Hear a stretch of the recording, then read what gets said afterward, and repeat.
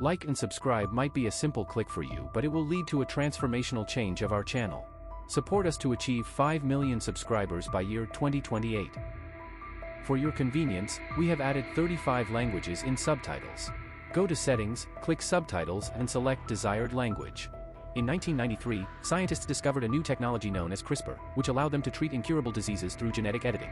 However, in 2016, the US government banned CRISPR because of its potential for misuse, calling it a weapon of mass destruction.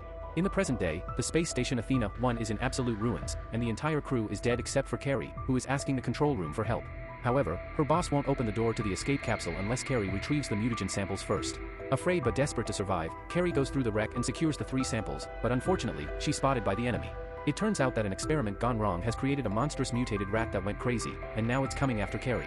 The astronaut rushes away, dodging the debris and flames as fast as she can.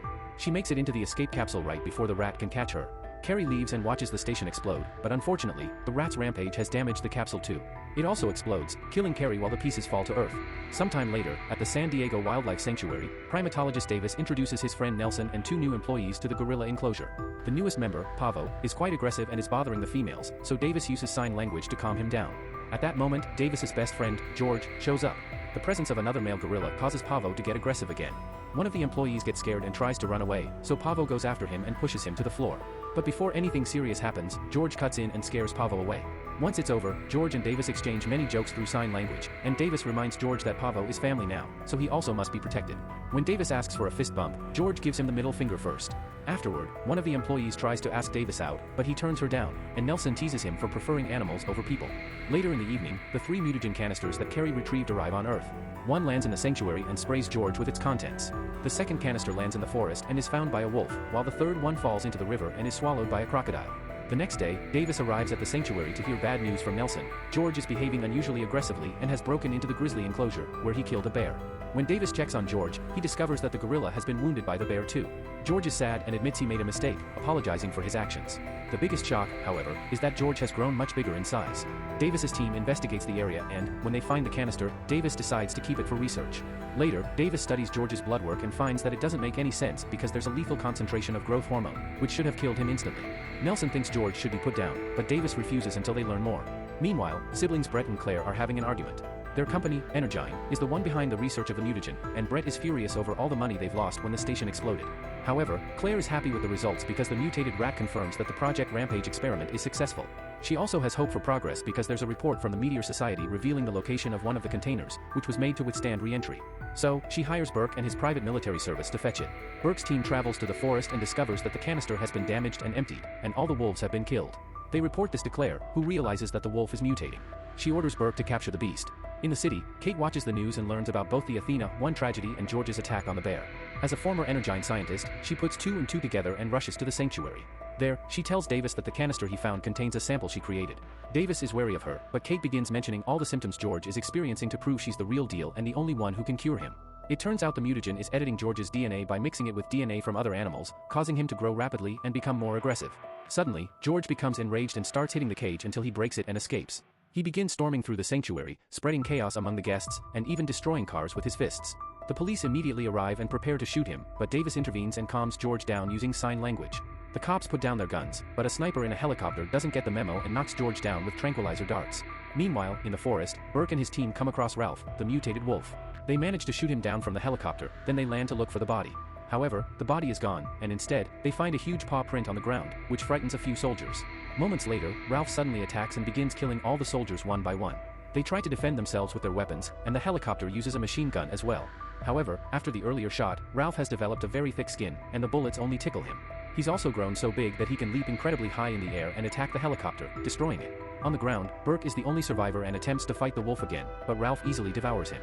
In the evening, Davis and Kate are arrested by Agent Russell of the FBI for conducting illegal experiments on George.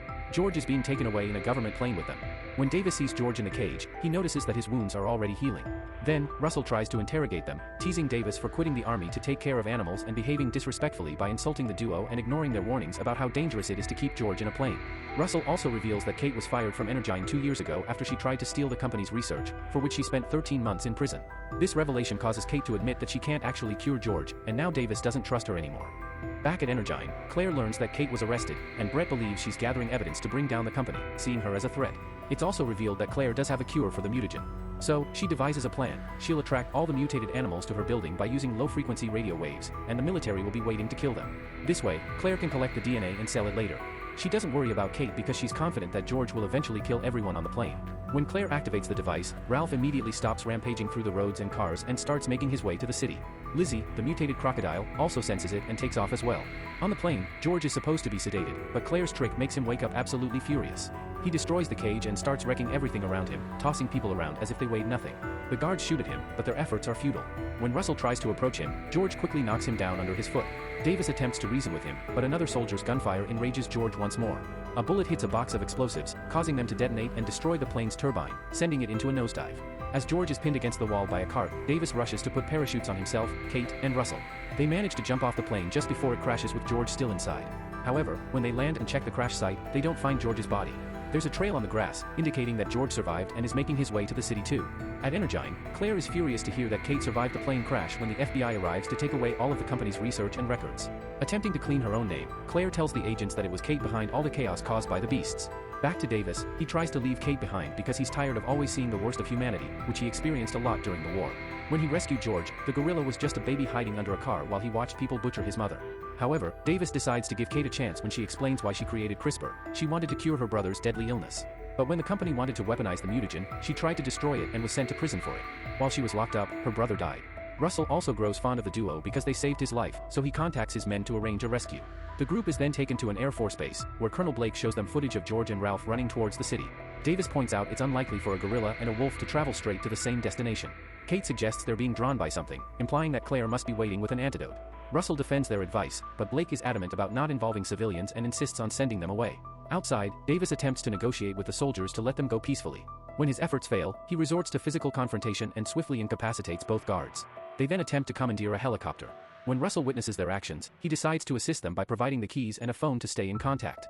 Meanwhile, Blake's team attempts to stop the beasts, but their weapons, including the big explosions, prove to be useless, and the entire army is wiped out. This prompts Blake to make the decision to evacuate the city before the beasts arrive, and Russell relays this information to Davis. However, Davis doubts they can evacuate everyone in time. When George and Ralph finally arrive at the city, the destruction begins immediately. They bring down buildings, destroy vehicles, and even attack any helicopter that comes too close. The military meets them with a vast army of tanks and weaponry, but nothing seems to work, and the beasts continue to wreak havoc, destroying everything in their path. Soon, Lizzie also arrives through the river, joining the other beasts to cause even more damage.